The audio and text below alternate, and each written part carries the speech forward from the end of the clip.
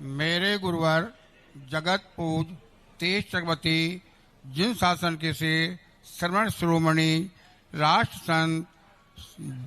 संघ निर्यापक आचार्य श्री सुधा सागर महाराज को कोटि कोटि सा नमोस्तु नमोस्तु नमोस्तु। एलक जी को सभी को इच्छामी, वर्णी जी को इच्छामी। गुरुवर, हमारी जिज्ञासा है कि जीवन में सगुन और अपसगुन का क्या महत्व है और इसका जीवन में क्या प्रभाव पड़ता है। हे गुरुवर, सन 1987 में जब मेरे गुरुवर की उम्र लगभग 28.5 साल की थी और ललितपुर से आचार्य श्री ने प्रभावना हेतु बिहार कराया, तो उस समय 7 किलोमीटर दूरी पर एक महिला 3 कलश मिट्टी के सिर पर रखी गई और दोनों हाथ में 2 लिए थे। जब वो चलती थी तो उसका पानी झलकता था। तो गुरु ने ये कहा था कि गुरुवर, अथखल गगरी झलक जाए झलाझल है। तो हे गुरुवर, ऐसे कलश का मिलने पर क्या प्रभाव पड़ता है। दूसरी बात यह है गुरुवर, पंचकर्णक जो होते हैं तो जो भी पंचकर्णक सभी एक से होते हैं, तो कुछ लोग कहते हैं हमने तो एक पंचकर्णक देख लिया तो बार बार जाने की क्या होता है। तो हे गुरुवर, जो हजारों आदमी पंचकर्णक देखने आते हैं तो उनको पंचकर्णक से क्या शिक्षा लेना चाहिए और उनको क्या मिलना चाहिए। हे भगवान, इसका भी समाधान करें। नमोस्तु नमोस्तु। पहली बात तो है कि जो सगुन होते हैं इन संबंध में शास्त्रों में, प्रथमालोक के ग्रंथों में पदे पदे विद्वान हैं और हर स्थान पर उनके वर्णन मिलता है। सगुन यानी हमारी दुविधा को मिटाने वाला एक हमें संकेत है, डर लग रहा है कि ये कार्य होगा कि नहीं होगा, लेकिन वो संकेत कह देता है डरो मत, तुम्हारा काम बहुत अच्छा होगा। कभी कभी व्यक्ति ओवर कॉन्फिडेंस में रहता है तो कोई अशुभ संकेत दे देता है कि ज़्यादा मत हो करो, तुम्हारा कुछ अच्छा नहीं होने वाला है। इसलिए सगुन और सुगुन को वो हमारा कुछ बिगाड़ते नहीं है। बिल्ली सामने से निकल गई, वो हमारे लिए नहीं निकली थी, वो तो अपने भोजन के लिए निकली थी, लेकिन वो हमारे लिए अनायास संकेत बन जाती है। आपने जो स्मरण दिलाया वो बहुत बड़ा स्मरण है, संस्मरण है। जब बिहार हुआ था ललितपुर से, तो उस समय, अब हम तो शुरुआती थी उस समय, पहले तो कभी बिहार ऐसे हुए नहीं, 1-2 बार हुए थे बिहार, फिर भी शुरू में विकल्प तो आता ही है कि कैसे क्या होगा। आचार्य के सामने तो सब निश्चिंत रहते हैं, लेकिन अब बाहर जाके क्या होगा, कैसे होगा। तो जैसे ही ललितपुर के बाहर निकले, एक साथ आज तक मैंने ऐसा सगुन नहीं देखा। एक साथ एक महिला के ऊपर 5 भरे हुए कलश, 5 भरे हुए, 3 तो उसके ऊपर थे,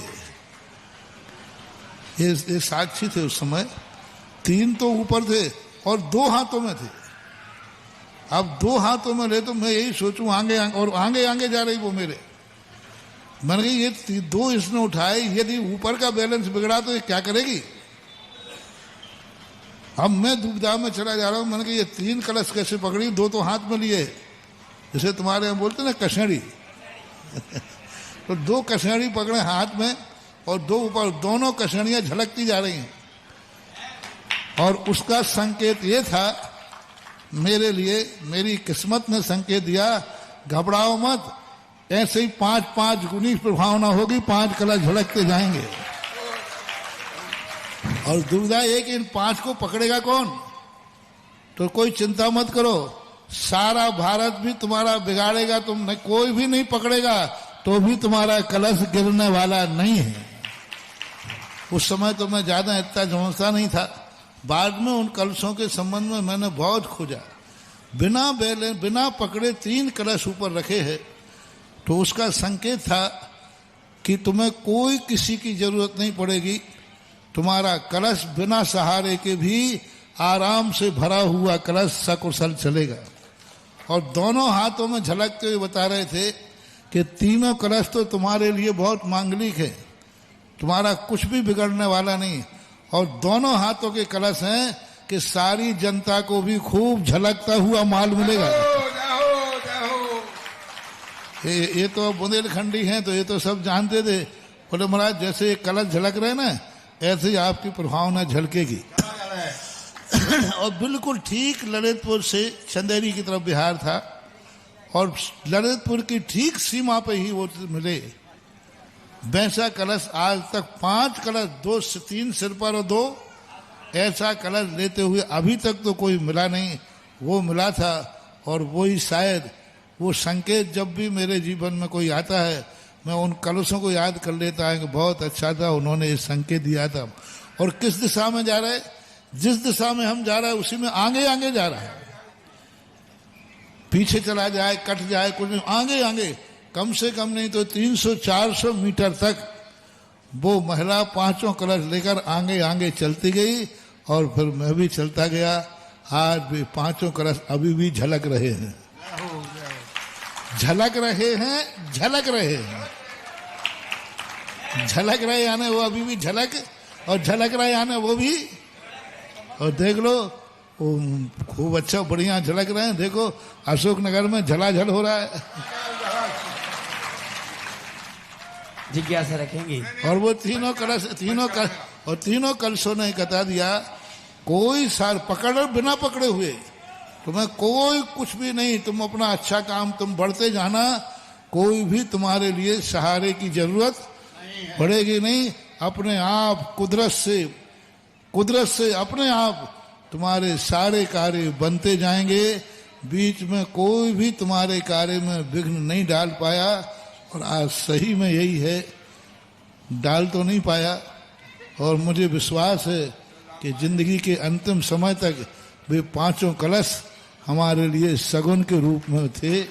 और इतने दिनों के बाद तुमने याद दिला दिया, हाँ याद आग भी गया। पंचकर्म के बारे में जो लोग आते हैं, पंच कल्याण के तो ये है कि तुम जितने संसार के, क्योंकि 2 प्रकार का पुण्य होता है। एक उस शक्ति के लिए जो हमें परमार्थ की सिद्धि करना है, एक जो हम पाप करते हैं उसको धोने के लिए, हमारी गंदगी को साफ करने के लिए।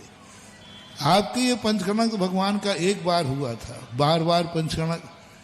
जैसे आप सांसारिक कार्य बार बार करते हैं, एक बार ही बारात में तुम अपनी खुद की बारात में गए थे, फिर आप दूसरों की बारात में क्यों जाते हो? क्या जरूरत पड़ी तुम्हें जाने की? दूसरी बात, चलो एक आध बारात में चले जाओ। अभी तक बारात में जा रहे थे कोई, अभी जाते हो बारात में कि नहीं?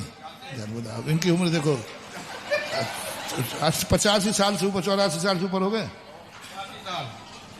86 साल बारात जी, 86 साल में अभी बारातें नहीं छूट रही। गए थे कल ही गए थे रात में।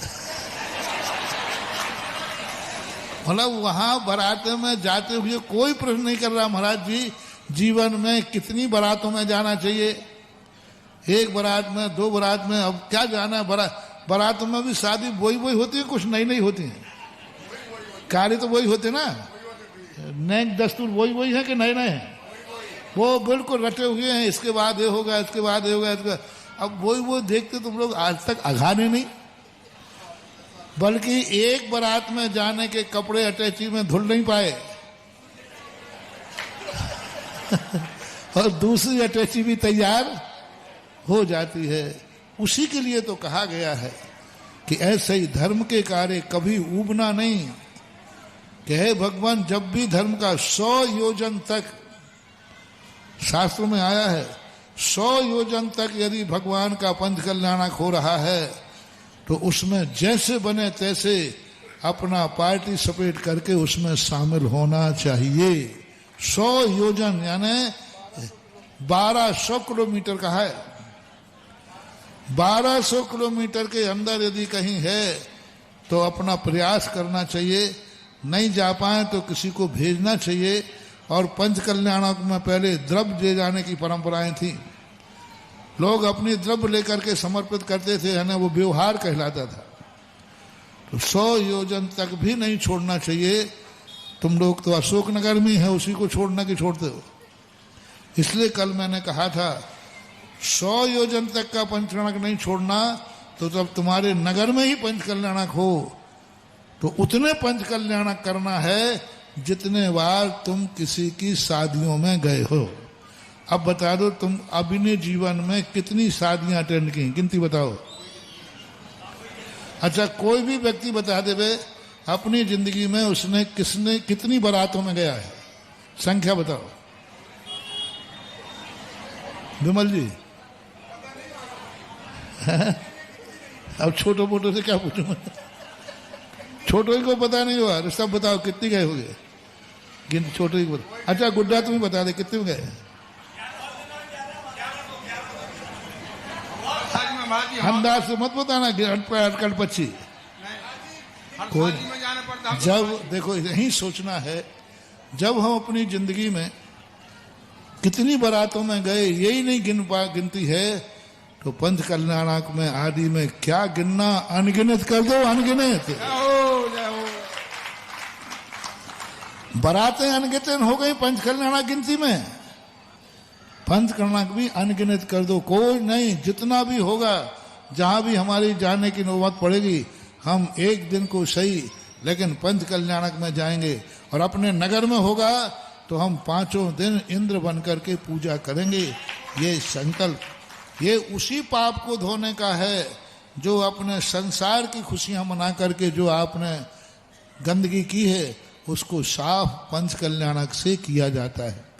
वे पंच कल्याणक साक्षात होते हैं, वे भगवान के लिए होते हैं, भगवान के पुण्य से होते हैं। जो साक्षात होते हैं वो तुम्हारे पुण्य से नहीं होते, भगवान के पुण्य से होते हैं, भगवान के लिए होते हैं। और उसके बाद जो पंच कल्याणक अपन करते हैं ये भगवान के लिए नहीं होते हैं, अपने लिए होते हैं और अपने पुण्य से होते हैं। इन पंच कल्याणों भगवान का किंचित मात्र भी योगदान नहीं है, उनका किंचित मात्र भी पुण्य नहीं है।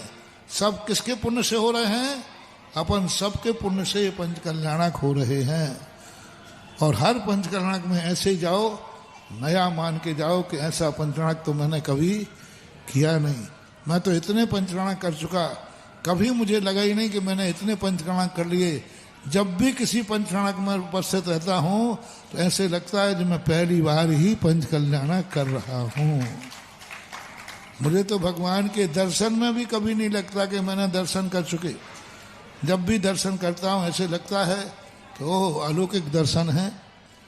इस बार देखो थुबन जी गए, इतने बार थुबन जी के दर्शन किए, 4 महीने पूज्य गुरुदेव के सानिध्य में किए, पहले भी किए, लेकिन इस बार जो थुबन जी का दर्शन हुआ मेरी जिंदगी में कभी ऐसा दर्शन नहीं हुआ। इस बार जो आदिनाथ भगवान का स्वरूप मुझे देखने में आया, जैसे आदिनाथ भगवान के शरीर से एनर्जी फूट रही हो, ऐसी फूट रही हो जैसे चारों तरफ किरणें बिखर रही हो, चारों तरफ ऐसी आभा।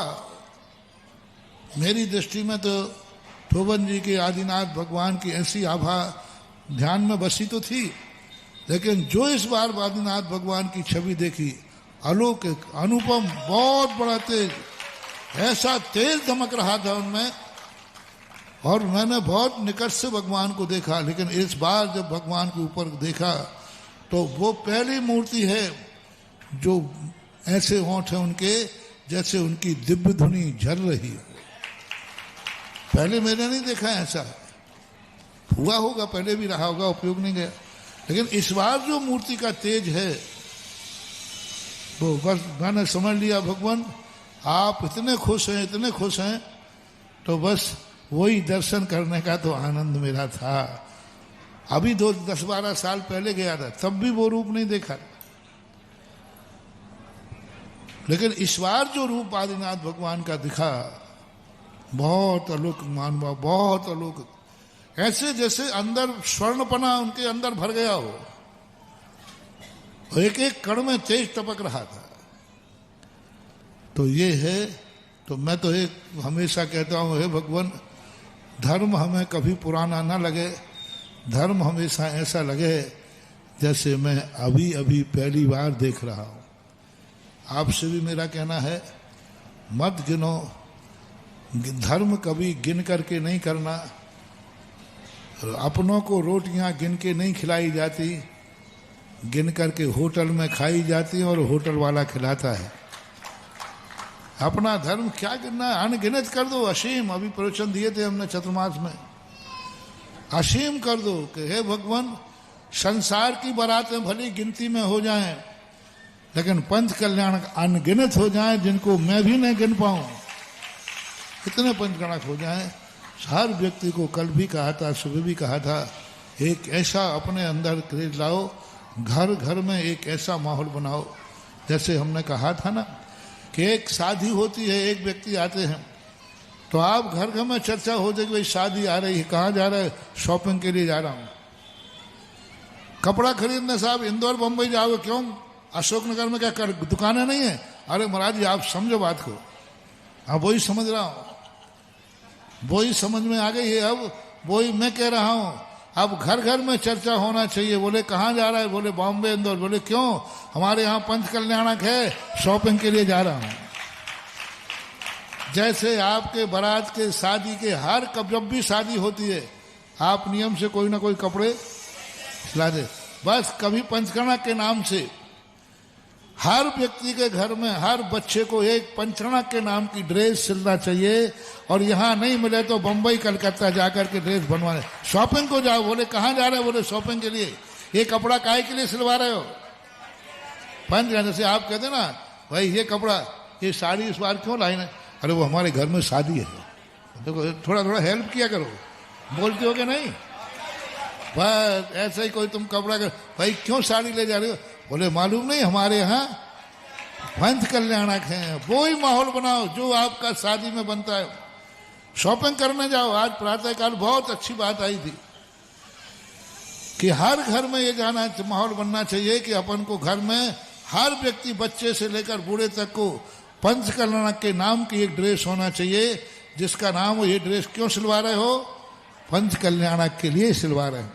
चाहे भले वो पैंट शर्ट क्यों ना हो, ठीक है, नहीं बैठेंगे, देखने तो जाएंगे, लेकिन पंच कल्याणक देखने भी जाएंगे तो वो ड्रेस पहन के जाएंगे जो पंचकर्णक के नाम से बनवाई है।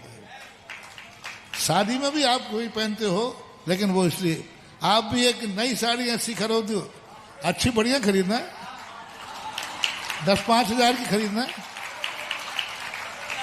लेकिन वो बोले ये किस लिए खरीदी है? तो वो साड़ी पहनकर पंच कल्याणक को देखने जाओगे, लेकिन उसका नाम होना चाहिए पंच कल्याणक वस्त्र। चाहे वो पूजा में बैठो या न बैठो, तो एक उल्लास होता है। सवाल वस्त्रों का नहीं है, सवाल एक बहुमान का है, सवाल एक श्रद्धा का है कि घर घर में एक एक चर्चा। और जो कहिए घर घर में अभी से तैयारी कर दो। जो जैनी जिस मोहल्ले में रहता है, उस पूरे मोहल्ले की गली को अपने ऐसे सजाओ जैसे बारात आती है उस समय सजा दो। हर व्यक्ति को अपने मोहल्ले की गली में क्या क्या सजाना, कैसे लाइटिंग करना, कैसे क्या बिछाना, वो हमसे ज्यादा आप जानते हो। अकेला घर ही नहीं, घर तो सजाना ही है, पूरी गली सजना चाहिए।